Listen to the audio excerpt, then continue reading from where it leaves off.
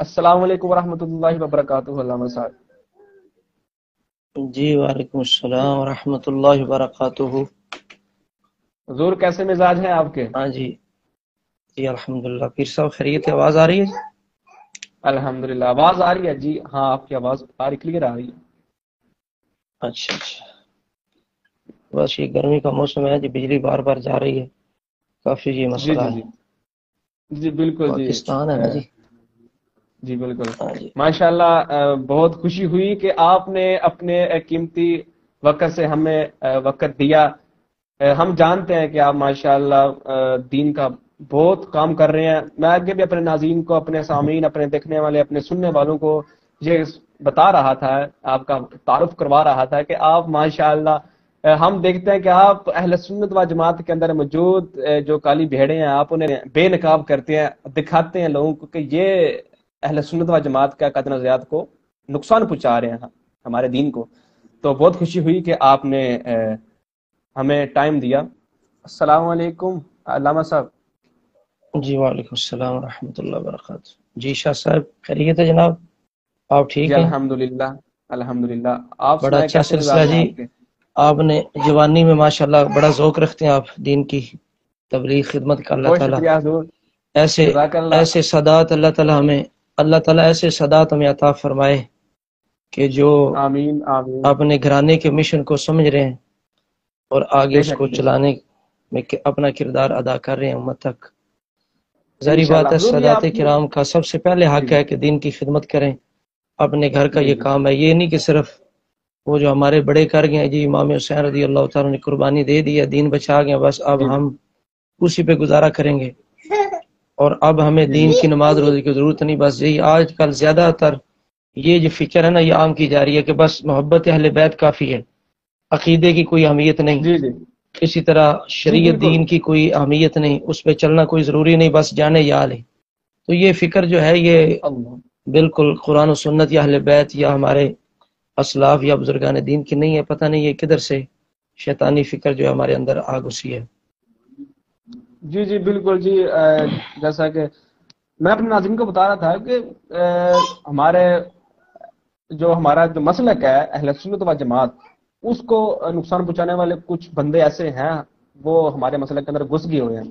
بظاہر تو سنی ہے لیکن وہ ہمارے مسلک کو بہت تیزی کے ساتھ نقصان پہنچا رہے ہیں۔ وہ چھپ کے جو ہے نا یہ نقصان کر رہے ہیں ہمارے مسلک کا، ہمارے دین کا، اہل حق کا بہت نقصان کر رہے ہیں، اور آپ ماشاءاللہ ان کو بے نقاب کرتے ہیں۔ تو ہمیں اس بات کی بہت خوشی ہوتی ہے ماشاءاللہ، آپ ہمیں بتاتے ہیں کہ یہ لوگ مسلسل اہل سنت و جماعت کو نقصان پہنچا رہے ہیں، اور بہت ہم آپ کا دل کے تھا گہرائیوں سے شکر ادا کرتے ہیں۔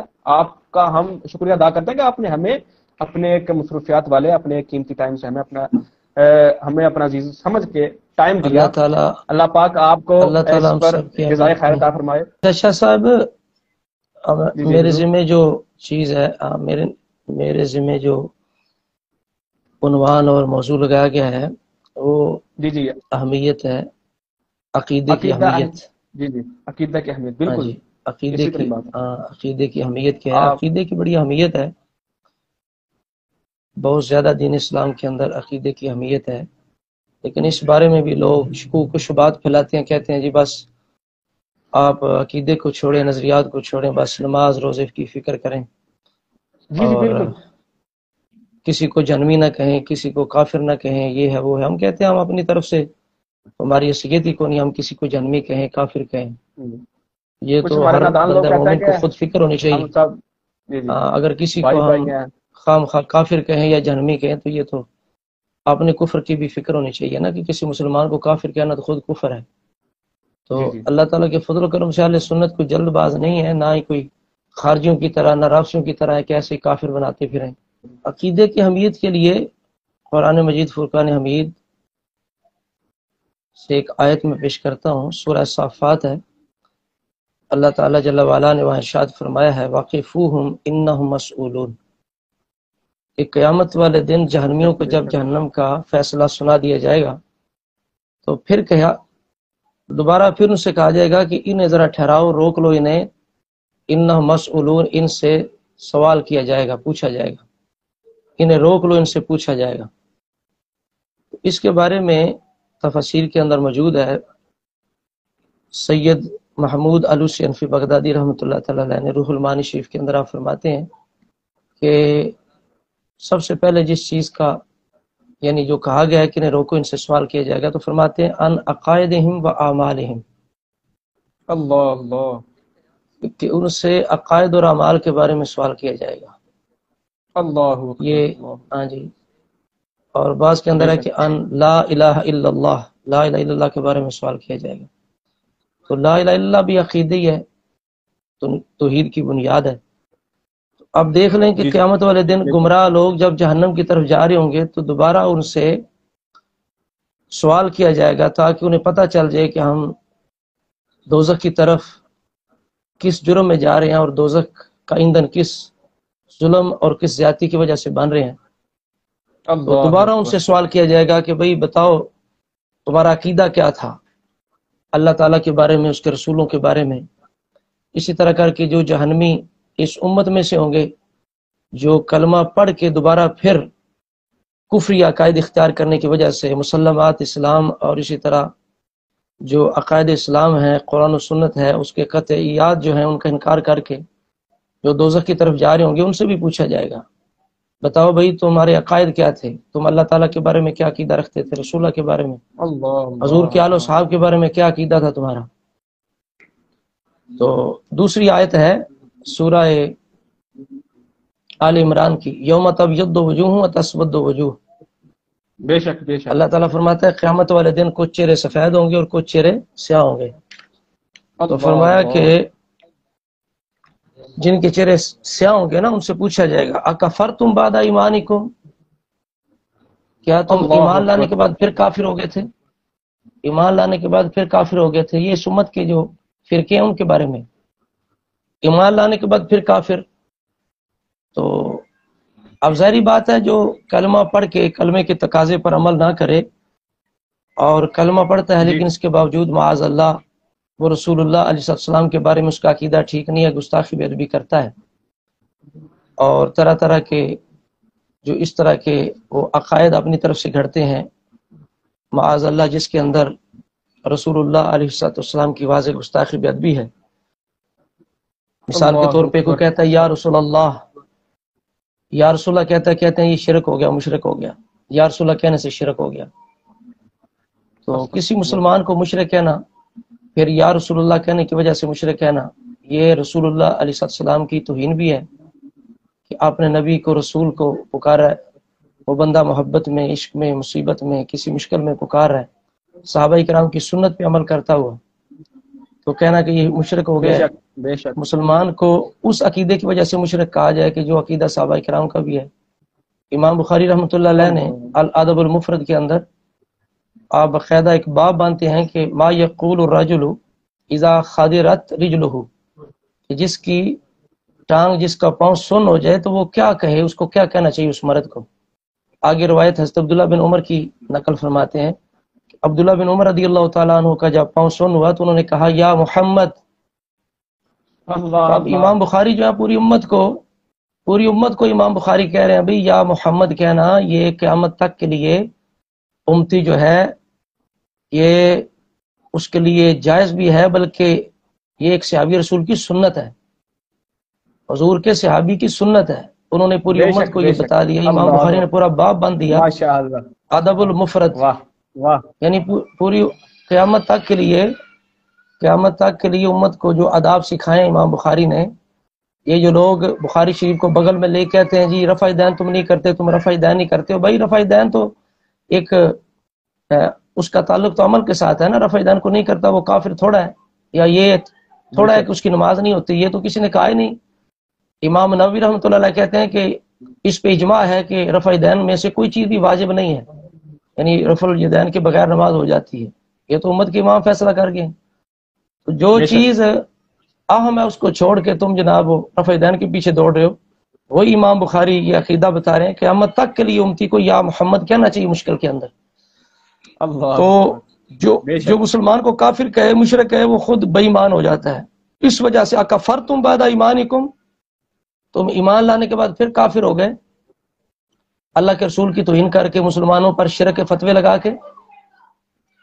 اور جو لوگ بدبخت دوسرا ایک ٹولہ ہے جو معاذ اللہ کہتا ہے جی 2-3 صحابہ جو ہے وہ رسول اللہ نے وصال فرمایا، 2-3 صحابہ اسلام پہ قائم رہے، باقی سارے معاذ اللہ نقل کفر باشد، وہ مرتد ہو گئے، اسلام سے پھر گئے. اللہ اکبر، اللہ اکبر. یہ ان کی اصول کافی کے اندر 3 جگہ روایت ہے، 3 جگہ روایت ہے اصول کافی کے اندر. یہ ایسی روایت آپ اندازہ لگائیں جس کے اندر ہے کہ صحابہ اکرام مرتد ہو گئے رسول اللہ کے بعد، پھر انہوں نے جھوٹ گڑھایا جی، انہوں نے جنازہ نہ پڑھا، انہوں نے جی خلافت چھین لی، یہ کیا وہ کیا، یہ سارے جھوٹ موڑ کوڑ جو ہیں آپ نے مذہب کو چلانے کے لیے، وہ گمراہ کرنے کے لیے اس طرح انہوں نے گھڑے ہوئے ہیں.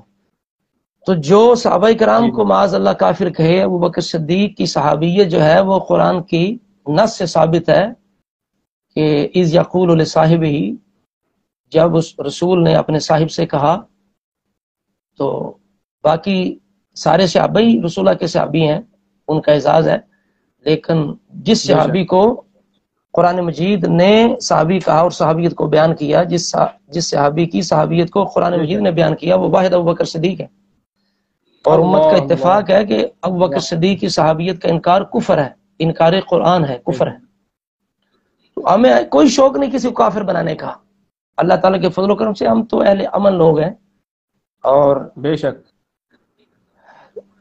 ہمیشہ سے اہل سنت نے امن کا درس دیا ہے اور دفاع کیا ہے، صحابہ کرام کا ادب کا درس دیا ہے، دفاع کیا، ادب کا درس دیا ہے، اور امن کا درس دیا ہے کہ بھئی امن اختیار کرو، صحابہ کرام کی گستاخی نہ کرو. ہم تو دعوت فکر دیتے ہیں کہ خدا کا خوف کھاؤ، اپنی آخرت کی فکر کرو، قبر کی فکر کرو، ایمان کی فکر کرو. فیصلہ تاریخ پہ نہیں ہوگا، قرآن پہ ہوگا، قرآن پہ. وہاں تاریخ نہیں چلے گی، وہاں قرآن چلے گا. اور رسول اللہ فرما گئے ہیں 2 چیزیں چھوڑے جا رہا ہوں، قرآن، اہل بیت. یہ نہیں فرمایا میں تاریخ چھوڑے جا رہا ہوں. وہاں کس منہ سے تم تاریخ کا نام لوگے؟ یہ تاریخ کے اندر لکھا تھا ابو بکر نے ایسا کیا، عمر نے ایسا کیا، معاویہ نے ایسا کیا، عائشہ نے ایسا کیا، فلاں نے ایسا کیا. تو یہ عذر وہاں قبول ہو جائے گا؟ تاریخ میں لکھا تھا. قرآن کی نص ہے انما یرید اللہ لیذھب عنکم الرجس اہل البیت ویطہرکم تطہیرا. نبی علیہ السلام کے سارے خاندان کو قرآن کہتا ہے جناب اللہ تمہیں پاک کرنے کا ارادہ فرماتا ہے. اللہ نے جب پاک کر دیا انہیں، وَأَزْوَاجُ أُمَّهَاتُهُمْ، نبی کی بیوی امت کی مائیں ہیں، وَالسَّابِقُونَ الْأَوَّلُونَ مِنَ الْمُهَاجِرِينَ وَالْأَنصَارِ وَالَّذِينَ اتَّبَعُوهُم بِإِحْسَانٍ رضی اللہ عنہ ورضوا عنہ. قرآن تو کہتا ہے اس امت کے فرقے 3 ہیں، اس امت کی جماعتیں 3 ہیں، جنتی جماعتیں 3 ہیں.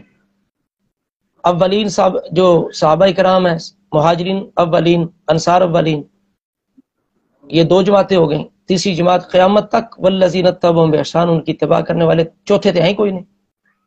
رضی اللہ عنہ ورضوا عنہ وأعد لهم جنات تجری تحتها الانہار.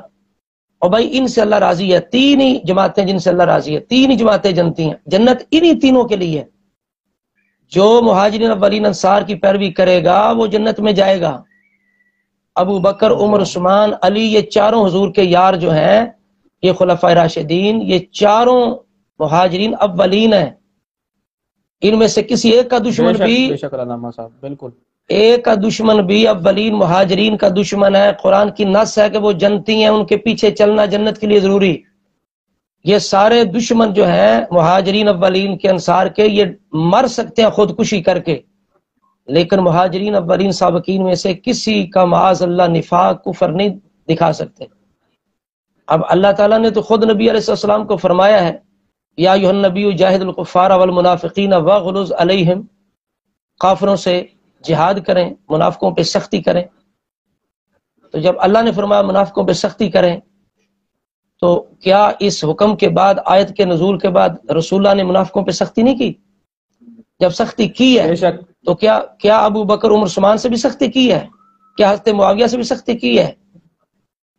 جن کی دشمنی یہ لوگ ایمان سمجھتے ہیں، کیا ان میں سے کسی سختی کی ہے؟ یہ رسول اللہ نے اپنے سینے سے لگا کے رکھا ہے،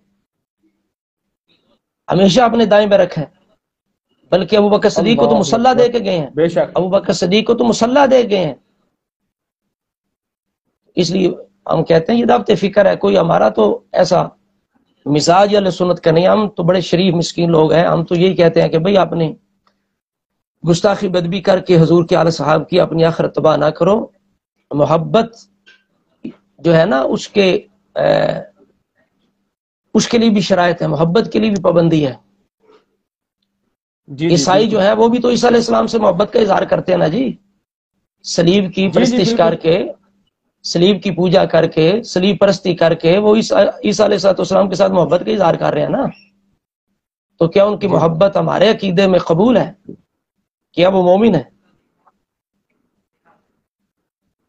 تو جنہوں نے مولا مرتضی شیر خدا کو خدا کہا تھا وہ بھی تو محبت کا اظہار کر رہے تھے نا۔ عبداللہ بن سبا اینڈ کمپنی جو کہہ رہے تھے اللہ ہے، علی اللہ ہے، جن کو مولا علی نے جلوا دیا، آگ میں ڈال دیا، جی بالکل، وہ بھی تو محبت کا اظہار کر رہے تھے نا، جو کہہ رہے تھے کہ نہیں علی دا پہلا نمبر ہے، جو کہہ رہے تھے دما دم مشکل اندر علی دا پہلا نمبر، وہ بھی تو محبت کا اظہار کر رہے تھے، جن کے بارے مولا علی نے کہا یفضلنی احد علی ابی بکر و عمر الا جلت حد المفتری، لاؤ میرے پاس میں اس کو کوڑے ماروں جو ابو بکر عمر پر مجھے فضیلت دے، وہ بھی تو محبت کا اظہار کر رہے تھے۔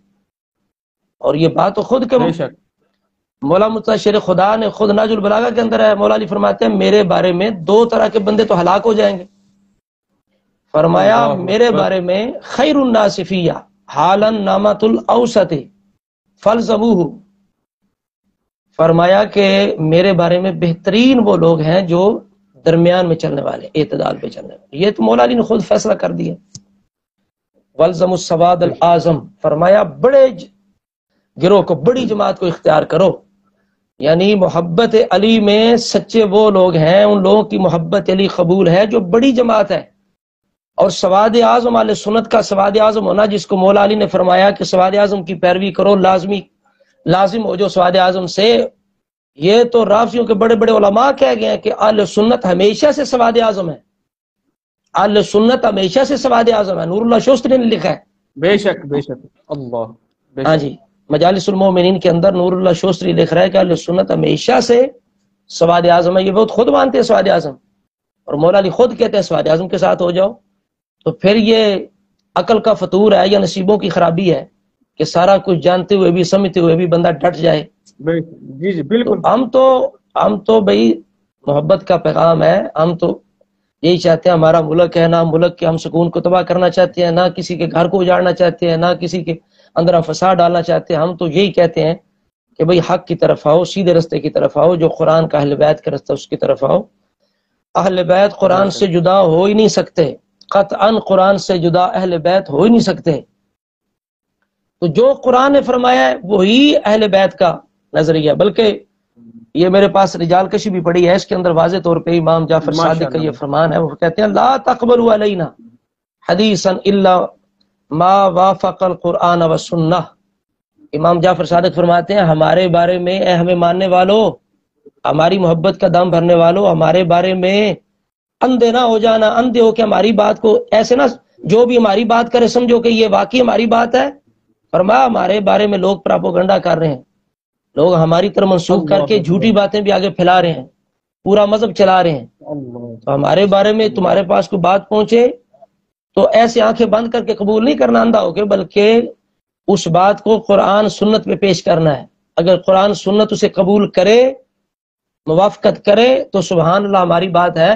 جو بات قرآن سنت کے خلاف ہے، جتنا بھی کوئی بندہ بنتا رہے، سچا بنتا رہے، پیر بنے، مولوی بنے، کوئی مجتہد بنے، مفتی بنے، مفسر بنے، اگر ہماری بات ایسی بیان کرے جو قرآن سنت کے مطابق نہیں تو وہ ہمارا دشمن ہے، وہ بات ہماری ہے ہی نہیں، وہ دوستی کے روپ کے اندر دشمنی کر رہا ہے، دوست کے روپ کے اندر دشمن ہے۔ دوست وہ اہل بیت کے، دوست وہ اہل بیت کے جو وہ بات کریں جو قرآن کے مطابق ہے۔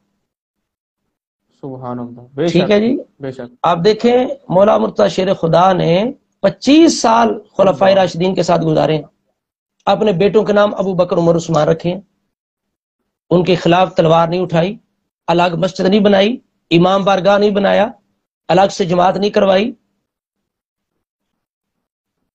اور بھائی جو شہید کربلا امام حسین، جس کو وہ قبول نہ کریں، جس کے بارے میں ان کا دل نہ مانے، وہ مدینہ چھوڑ دیں، مکہ چھوڑ دیں، سارا قربان کر دیں، اپنی جان دے دیں، سر قلم نہ گوارا کر لیں، بات نہ اپنی بدلیں، ٹھیک ہے، بیٹے پر اس قدر شریعت نافذ ہو گئی تو مولا مرتضی شیر خدا جو ہیں وہ ان کو اتنی آزادی تھی شریعت کے اندر کہ جو بندے قابل ہی نہیں ہیں ان کی بیعت بھی کر رہے ہیں، ان کے پیچھے نمازیں بھی پڑھ رہے ہیں جی، ان کے ساتھ جناب موافقت بھی کر رہے ہیں، ان کے مشیر بھی بن رہے ہیں، ان کے وزیر بھی بن رہے ہیں، ان کی تعریفیں بھی ممبر پہ بیٹھ کے سر عام کر رہے ہیں.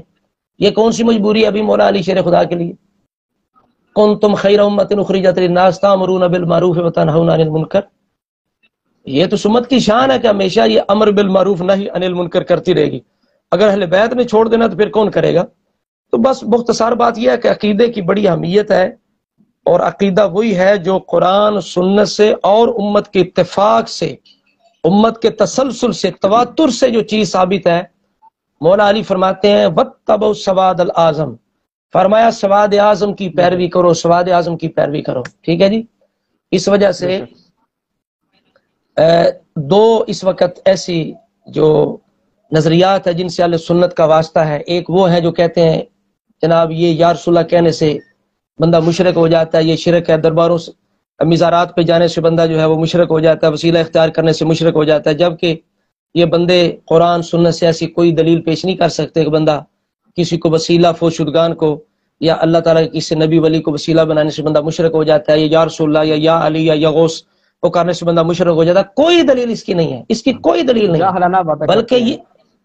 بلکہ یہ دلائل ہیں کہ امت پکارتی رہی ہے، یہ چیزیں ہیں اور سب کی کتابوں میں ہیں، لیکن یہ کوئی دلیل نہیں ہے کہ بھئی یہ کہنا شرک ہے. یہ ان کی اپنے عقل کی یہ خرابی ہے اور بدبختی ہے، کیونکہ خارجی لوگ ہیں. دوسرے وہ ہیں جناب جو صحابہ کرام تو دشمنی کرتے ہیں، وہ سمجھتے شاید مولا علی کو پہلا نمبر دینا یہی ایمان ہے. اگر یہ ہوتا تو مولا علی ان کی کتاب کے اندر یہ بھی لکھا ہے، مولا علی فرماتے ہیں من لم یقل انی رابع الخلفاء فعلیہ لعنۃ اللہ، اور جو مجھے چوتھا نام مانے وہ لعنتی ہے. مولا علی کا اپنا فرمان ہے. بے شک آگے سمجھ اس وجہ سے کر کے یہ بالکل سیدھا اہل سنت کا جو عقیدہ ہے وہ روزے روشن کی طرح، اس طرح جس طرح سورج چمک رہا ہے نا اللہ کے فضل و کرم سے. ہم تو ڈنکے کی چوٹ پہ کہتے ہیں کہ ہم تو بالکل کہتے ہیں کہ بھئی تمہارے پاس کچھ ہے قرآن و سنت تو پیش کرو.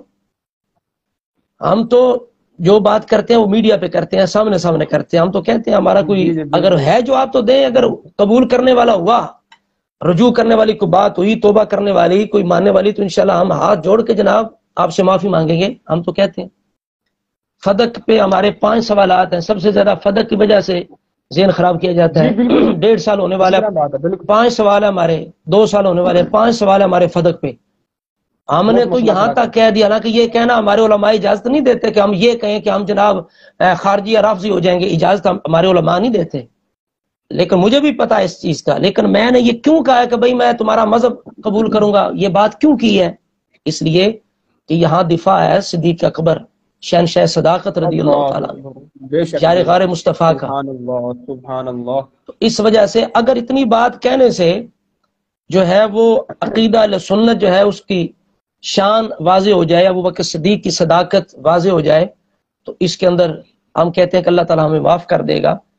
تو یہ کوئی چند ضروری گزارشات تھیں. اور آخری گزارش یہ عقیدے کے حوالے سے کہ جو ہے نا غیر مسلم غیر مسلم جی آج ان کے مقابلے کے لیے اہل سنت ہونا ضروری ہے. بس یہ بات بڑی اہم ہے. کفر کے مقابلے کے لیے سنی ہونا ضروری ہے. بہت ضروری. آپ عیسائیوں کے ساتھ مقابلہ کرتے ہیں، عیسائیوں سے بات کرتے ہیں، لیکن آپ کا عقیدہ کیا ہے کہ نبی کو دیوار کے پیچھے کی خبر نہیں، نبی کچھ کر نہیں سکتا. اللہ اکبر. استغفر اللہ. آپ کی کتابوں کے اندر یہ نبی کر کچھ نہیں سکتا. جس کا نام محمد علی ہے وہ کسی چیز کا مختار نہیں. آپ عیسائیوں سے آپ بات کیسے کریں گے؟ عیسائی قرآن آپ کے سامنے قرآن مجید رکھیں گے کہ آپ کا قرآن کہتا ہے کہ عیسیٰ علیہ السلام کیا کہتے ہیں کہ بھئی میں مٹی کا پرندہ بنا کے پھونک مارتا ہوں، وہ پرندہ بن جاتا ہے، اڑ جاتا ہے. میں جناب مردوں کو زندہ کر دیتا ہوں، میں اندھوں کو آنکھیں دے دیتا ہوں، میں کوڑ والوں کو شفا دے دیتا ہوں. جو کچھ تم کھا کے آتے ہو اور گھروں میں تم رکھ کے آتے ہو میں وہ بتا سکتا ہوں. آپ بتاؤ بھائی، تمہارا قرآن یہ کہتا ہے کہ ہمارے نبی کی یہ شان ہے عیسیٰ علیہ السلام کی. آپ بتاؤ زیادہ شان والے تو ہمارے نبی ہوئے جن کو اللہ نے اتنے اختیارات دیے، اتنا علم دیا ہے. تم نے یہ لکھا ہے کہ ہمارے نبی کو تو دیوار کے پیچھے کا علم نہیں. تو اب تم کس وجہ سے محمد رسول اللہ پڑھتے ہو؟ تم عیسائی ہو جاؤ، ہمارے نبی کا کلمہ پڑھ لو. اب کیا جواب دے گا وہ بھائی؟ کس طرح مقابلہ کرے گا عیسائی کے ساتھ؟ اسی طرح کر کے جناب وہ کہتے ہیں جی کہ جو لوگ یہ کہتے ہیں کہ ख़त्म नबूवत पर पैरा आले सुन्नत ही दे सकते हैं, जिनके उलमा लिख गए कि जनाब रसूला के बाद भी नबी आ सकते हैं, नबूवत में कोई फ़र्क नहीं। तो वो किस तरह जनाब मिर्जाइयों के साथ बात करेंगे, कादियानियों के साथ किस तरह करेंगे जी वो लोग? और जो कहते हैं कि इमाम जो होता है, इमाम वो भी अल्लाह की तरफ से मामूर होता है, उस पर भी बातनी वही आती है, इमाम भी मासूम होता है, ठीक है, इमाम की जो इताअत है वो भी फर्ज है। और इस तरह करके जो बातें करते हैं, तो अब देखें नबूवत का क्या माना है कि बअसहुल्लाहु लितबलीगिल अहकामी, अल्लाह ताला नबी को अपने अहकाम की तबलीग के लिए भेजता है, यानी अल्लाह मुकर्रर करता है। तो जो लोग ये अकीदा रखते हैं कि हमारे इमाम जो है वो मासूम भी हैं, अल्लाह के मुकर्रर करदा भी हैं, उन पर बातनी वही भी आती है, उनके पास अलग सी किताब भी है, मुसहफ फातिमा भी है, ठीक है ना जी।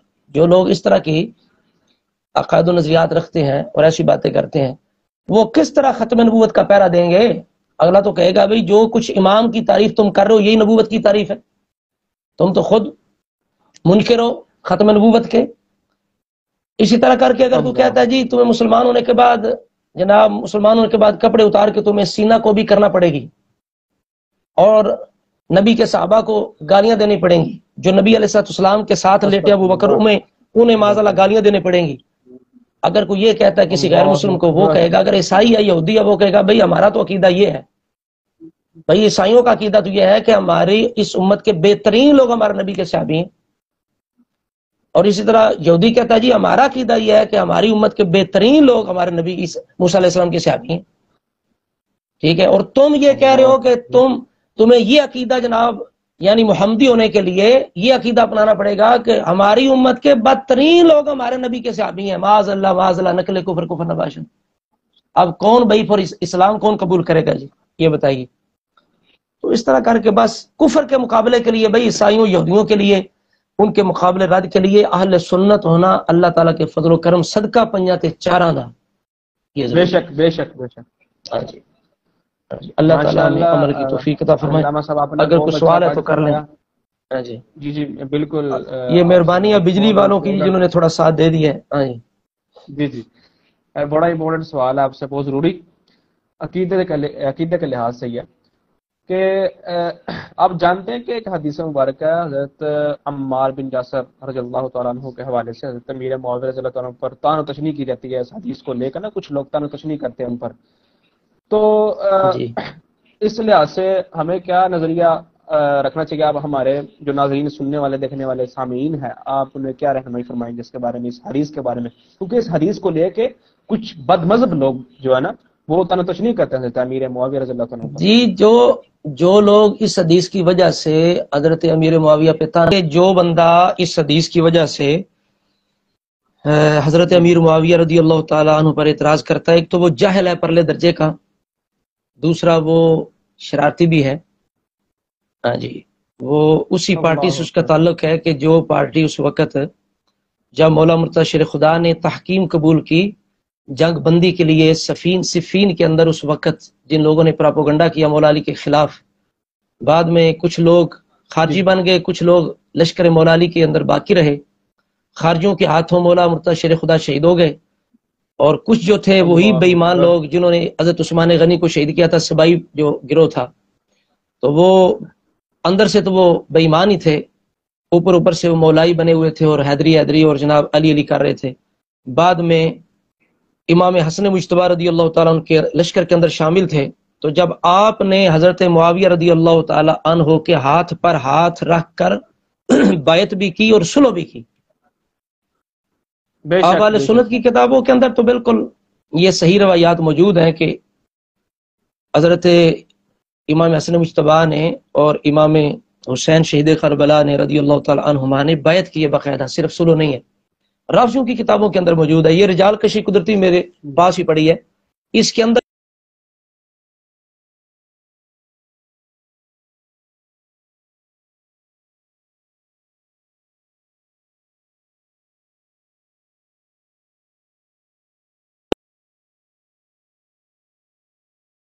रवायत के अंदर किताब के अंदर कि जनाब जब इमाम हसन, हाँ जी,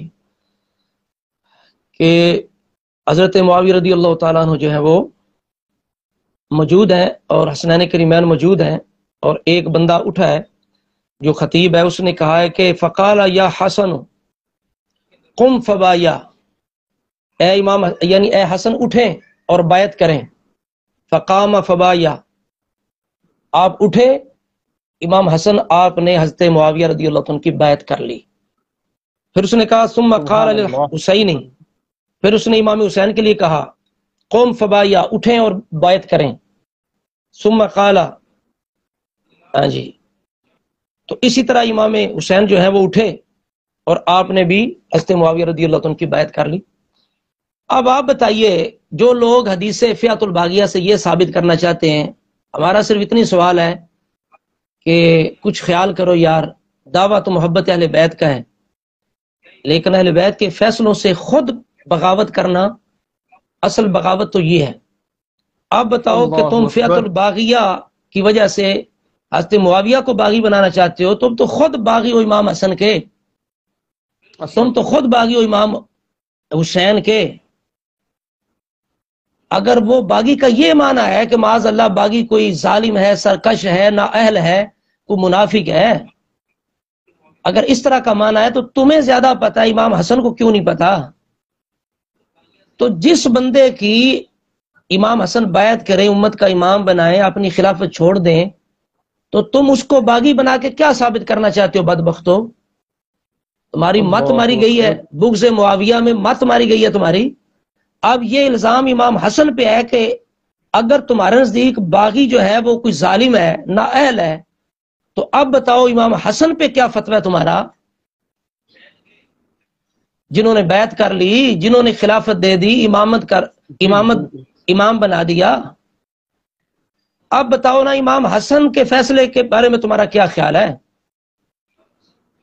اب باغی تو تم بن گئے ہو، فیعۃ الباغیہ کو اچھالتے اچھالتے، باغی تو خود تم ہو امام حسن کے۔ اچھا شاہ صاحب، میں بڑا حیران ہوں، ویسے بڑا حیران ہوں یار، کہ اگر یہ دوست ہے، دشمن کون ہے؟ اور یاد رکھیں دو جو نظریات ہیں نا، دو افکار، فکریں، وہ اس وقت سے چلتی آ رہی ہیں۔ وہ جو اس وقت لوگ تھے نا، جو اوپر سے علی علی کہہ رہے تھے، اندر سے اسلام دشمنی کر رہے تھے، مسلمانوں کو لڑا رہے تھے، ٹھیک ہے جی، منافقین جو تھے، انہوں نے تو تحکیم قبول نہیں کی، انہوں نے تو امام حسن کی صلح کو قبول نہیں کیا، امام حسن کو دھکے دیے، گالیاں تک دی، یا مذل المومنین تک کہا، اے مسلمانوں کو ذلیل کرنے والے۔ وہ جو لوگ تھے اس وقت، وہی فکر آج موجود ہے، وہ ختم نہیں ہوئی۔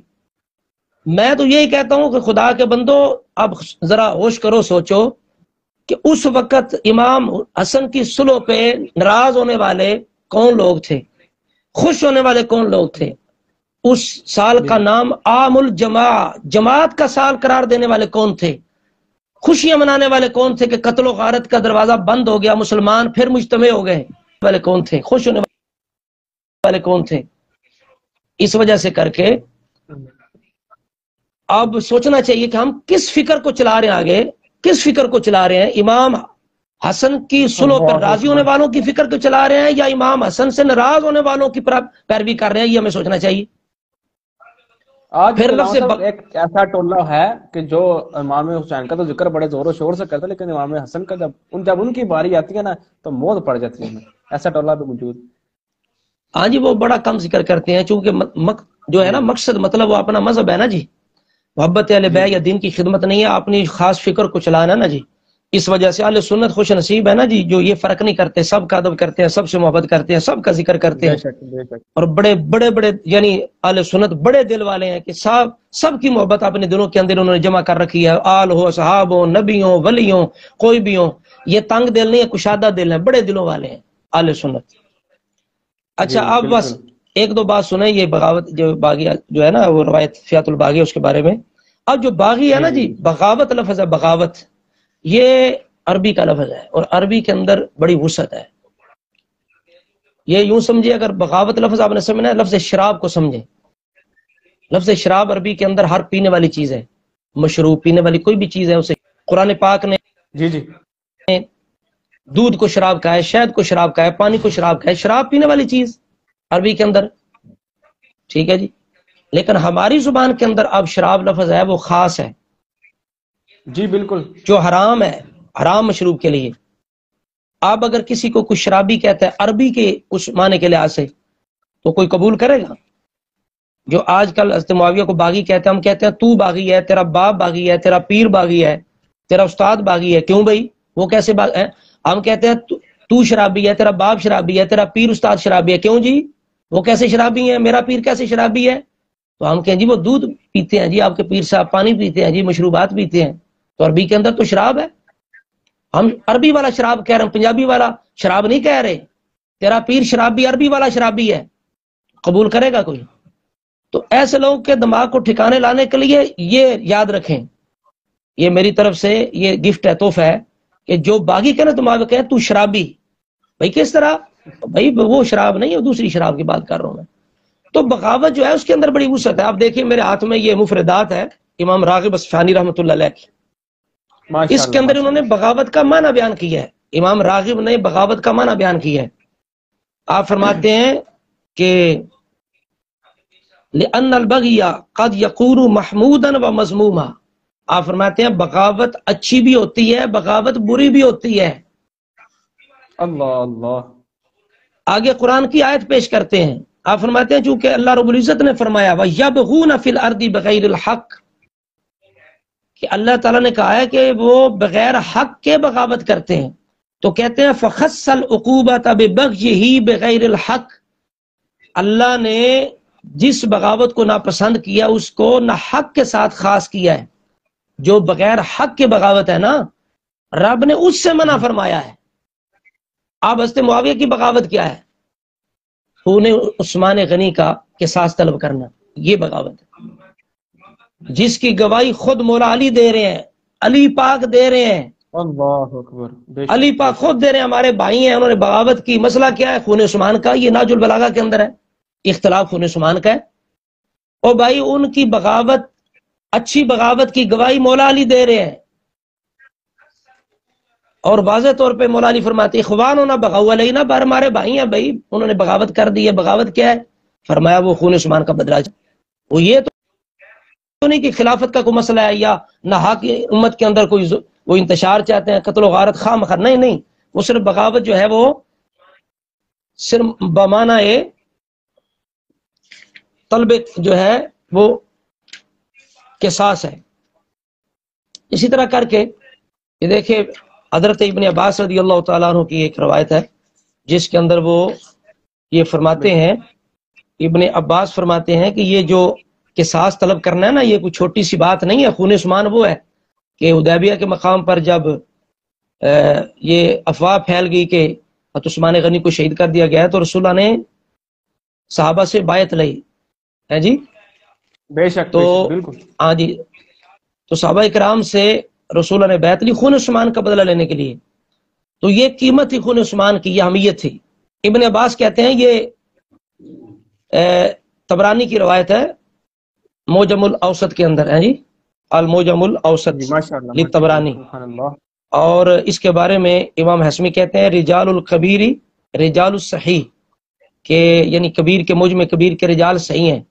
ابن عباس کہتے ہیں قال لو ان الناس لم يطلبوا بدم عثمان لرجموا بالحجارة من السماء، اگر لوگ عثمان غنی کا قصاص طلب نہ کرتے آسمان سے پتھر برسائے جاتے.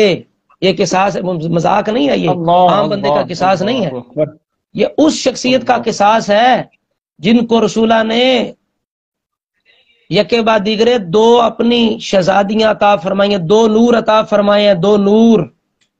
بے شک بے شک بالکل. اور دوسری ام کلثوم رضی اللہ تعالی عنہا کے وصال کے بعد رسول اللہ نے فرمایا، مولا علی راوی ہیں کہ عثمان اگر میری 40 بیٹیاں ہوتی نا، فوت ہوتی رہتی ایک ایک کر کے، تو میں ساری تیرے نکاح میں دے دیتا. اللہ اللہ. یہ اس بندے کا خون ہے، یہ اس بندے کا خون ہے جس کو طلب کیا جا رہا ہے.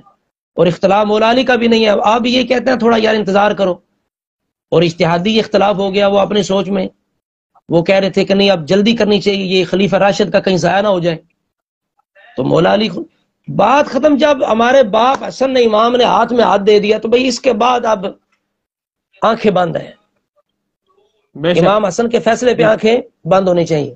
بند بے شک آپ ہاں جی، تو فیصلہ ہمیں کر لینا چاہیے کہ حسن والا کون ہے اور اس جماعت والا سبائی پارٹی والا کون ہے، بس بات ختم۔ اس وجہ سے پھر یہ جو ہے نا، جس کو رسول اللہ نے باغی جماعت کہا نا، اس کے بارے میں مسلم شریف میرے سامنے کھلی پڑی ہے، ایک روایت سن لے، بات ختم کرتے ہیں۔ ماشاءاللہ رسول اللہ علیہ السلام نے جس گروہ کو باغی کہا ہے نا، اس کو حق پہ بھی کہا ہے، یہ مسلم شریف ہے، تاریخ نہیں ہے، اور رسول اللہ نے خود حق پہ کہا ہے کہ اہل شام بھی حق پہ ہوں گے۔ رسول اللہ کو پتا تھا کہ میرے عثمان کے خون کا بدلہ چاہ رہے ہوں گے۔ اب یہ حدیث نمبر ہے مسلم شریف کی 2457 سے لے کر 61 تک، یہ 5 حدیثیں یہاں روایتیں ہیں، ایک ایمان آئے، الفاظ تھوڑے تھوڑے مختلف ہیں، الفاظ کے اندر اختلاف ہے۔ اور رسول اللہ نے فرمایا کہ میری امت یکون فی امتی فرقتانی، میری امت 2 فرقوں میں بٹے گی، 2 فرقے ہو جائے گی، فیخرج من بینہما مارقۃ، ان 2 کے درمیان سے ایک مارکہ نکلے گا، یلی قتلہم اولاہم بالحق، وہ جو درمیان سے نکلے گا نا، اس کو قتل وہ کرے گا جو حق سے قریب ہے، اللہ اللہ، جو حق سے قریب ہے، یہ نہیں فرمایا جو حق پہ ہے، علی حق نہیں فرمایا، اولا بالحق ہے۔ اسی طرح ایک روایت ہے اولا الطائفتین بالحق، اسی طرح اقرب الطائفتین من الحق، اقرب یعنی مولا علی کا لشکر اقرب ہے، حق سے زیادہ قریب ہے، اور حضرت معاویہ بھی حق سے قریب ہے، لیکن زیادہ قریب کون ہے؟ مولا علی کا لشکر۔ اس حدیث کی روح سے دونوں حق پہ ہیں، یعنی باطل پہ کوئی نہیں، باطل پہ کوئی نہیں، باطل پہ کوئی نہیں۔ اور دوسری روایت لیں کہ جی مجتہد اگر اجتہاد کرے اور خطا کر جائے تو اسے جناب 1 ثواب ہے، اگر وہ ثواب پہنچے صحیح فیصلہ کرے 2 ثواب ہے، وہ حدیث لیں۔ اس حدیث کی روح سے ہمارے علماء اہل سنت نے کہا ہے کہ مولا علی شیر خدا حق کے اجتہادی پر تھے، حضرت معاویہ خطا اجتہادی پر تھے، لیکن یہ خطا ہماری عطاؤں سے بہتر ہے، ہماری عبادتوں سے بہتر ہے۔ امام مجدد الفسانی کہتے ہیں حضرت معاویہ کی خطا صحبت مصطفیٰ کی وجہ سے عمر بن عبدالعزیز اویسے کرنی کی درستگی سے بہتر ہے، یہ مجدد پاک کا فرمان ہے۔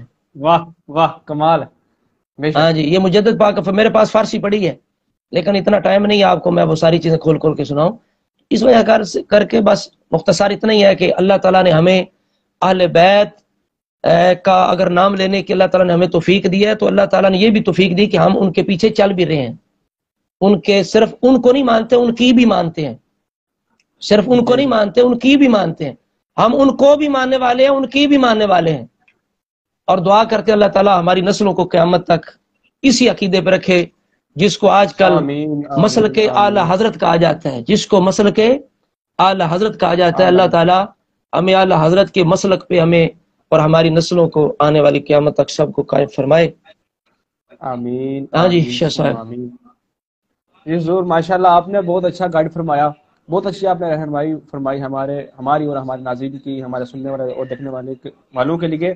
اللہ پاک آپ کو اس کی بہترین جزا عطا فرمائے۔ اور آخر میں آپ سے درخواست ہے کہ آپ ہمارے لیے اور ہمارے ناظرین کے لیے جو ہمیں بیٹھ کے سن رہے تھے ہماری علمی اور پاکیزہ اور تحقیقی باتیں، تو آپ ہمارے لیے اور ہمارے ناظرین کے لیے دعائے خیر فرما دیجیے۔ دعائے خیر فرماتے ہیں، اس سے پہلے ہاں جی، اس سے پہلے ہم وہ 2 اشعار سنانا چاہتے ہیں کہ محبتوں کے پیشوا علی حسن معاویہ، عقیدتوں کے رہنما علی حسن معاویہ، یہ تیرے دل میں بغض ہے جو بولتا ہے روز روز، ہے نفرتوں سے ماورا علی حسن معاویہ، علی حسن معاویہ۔ اور آج کل جو رفس اور خروج کا زمان ہے، یہ ناظرین کے لیے ایک پیغام بھی ہے کہ اس آواز کو، اس اعلان کو، اس ترانے کو گلی گلی محلے محلے میں ہر جگہ بلند کریں کہ آج کل جو رفس کردار ادا کریں، اپنا کردار ادا کریں، صرف فیس بک تک نہ رہیں اور موبائل چلانے تک نہیں، بس صرف ادھر سے چیز آئی تو ادھر سینڈ کر دی، ادھر سے ادھر سینڈ کر دی، نہ خود عمل کیا، نہ پڑھی، نہ دیکھی۔ آج کل تو بھرتی کا زمانہ ہے جی، بس چیز آتی ہے دیکھتے نہیں، ہم آگے پھینک دیتے ہیں، پھینکنے کا بس سسٹم لگا ہوا ہے۔ تو آج کل جو رفض اور خروج کا زمان ہے، ارے اٹھو پڑھو ذرا علی حسن معاویہ، علی حسن معاویہ۔ اچھا، کسی صحابی کا بغض بھی منافقت ہے، کسی صحابی کا بغض بھی منافقت ہے۔ مولا مرتضی شیر خدا کی محبت ایمان ہے، بغض منافقت ہے۔ اسی طرح صحابہ کرام کا معاملہ ہے۔ تو خارجیت پہچاننی ہو نا، خارجیت، تو نعرہ حیدری لگانا چاہیے۔ جس کو مولا علی کا نام برداشت نہ ہو وہ خارجی ہے، وہ مبغض اہل بیت ہے۔ اور اگر رافضیت چیک کرنی ہو نا، رافضیت چیک کرنی ہو تو حضرت معاویہ کا نام لو۔ اللہ اللہ، چہرے پہ پھٹکار پڑ جائے سمجھو اس بے ایمان کے دل میں صحابہ کا بغض ہے۔ بس یہ دو جو نام ہے نا، علی و معاویہ، یہ نام بڑے کارگر ہیں اس وجہ سے۔ خارجیت اور رافضیت کو پہچاننے کے لیے استعمال کرنے چاہیے۔ ہر خطیب نعت خان اس کلام کو ضرور پڑھے، ہر جگہ پڑھے، جہاں بھی موقع ملے تو ضرور پڑھے۔ اللہ تعالیٰ دعا آپ بھی فرمائیں، شاہ صاحب آپ دعا فرما دیں۔ حضور آپ سے درخواست، آپ فرما دیجیے۔ چلو میں جناب آپ کو حکم دے رہا ہوں، آپ دعا کر دیں، چلے دعا کریں آپ۔ آمین اللہم صلی علی سیدنا مولانا محمد وعلی آلہ وسلم۔ ربنا آتنا فی الدنیا حسنة وفی الآخرة حسنة وقنا عذاب النار، اللہم اجرنا من النار، اللہم اجرنا من النار۔ یا میرے مالک، جو کچھ ہم نے اس پروگرام میں بیان کیا، جو علامہ صاحب نے بیان فرمایا، جو علامہ صاحب نے پاکیزہ اور علمی اور پیاری اور تحقیقی باتیں کی، ہمارے عقیدے کے اصلاح کی اور ہمارے عقیدے کی حفاظت کرنے والی اور ایک یقینی اور پختہ باتیں کی، جس کی وجہ سے ہمارا ایمان پختہ ہوا۔ اللہ پاک ہم کو اس پر عمل کرنے کی توفیق عطا فرمائے۔ کہ اللہ پاک جتنے بھی مسلمان ہمیں سن رہے ہیں، ہمیں دیکھ رہے ہیں، ہمارے جتنے بھی تمام ناظرین ہیں جو ہمیں سننے والے دیکھنے والے ہیں، اللہ پاک ان سب پر اپنا خاص فضل و کرم فرمائے، انہیں قبول حق کی توفیق عطا فرمائے۔ اللہ قبول حق کی توفیق عطا فرمائے۔ آمین آمین۔ اللہ پاک ان کو عقیدے کے اوپر مشن، جو عقیدے کا مشن، اللہ پاک انہیں اس پر کام کرنے کی توفیق عطا فرمائے، اور اپنے دوست احباب جو عقیدے سے پھر گئے ہوئے ہیں، اللہ پاک ان کے جو دوست پھرے ہوئے ہیں ان کو سیدھے راستے پر اللہ پاک لانے کی توفیق عطا فرمائے انہیں۔ علامہ صاحب نے جو بیان کیا، جو ہم نے شروع سے لے کے اینڈ تک تلاوت قرآن پاک ہوئی، ثنا خوانی ہوئی، اللہ پاک سے دعا ہے کہ اللہ پاک ہمارے اس ساری کاوش کو اپنی بارگاہ میں قبول فرمائے۔ آمین جی۔ شاہ صاحب ہاں جی، مہربانی ہے بجلی والوں کی، پروگرام پورا ہو گیا جی۔ ہاں جی جی جی، بجلی والوں کی مہربانی، شکریہ ادا کریں بجلی والوں کا بھی جناب، جنہوں نے ہمارا ٹھیک ہے جی جی جی، بہت شکریہ جی۔ السلام علیکم ورحمۃ اللہ وبرکاتہ۔ آمین۔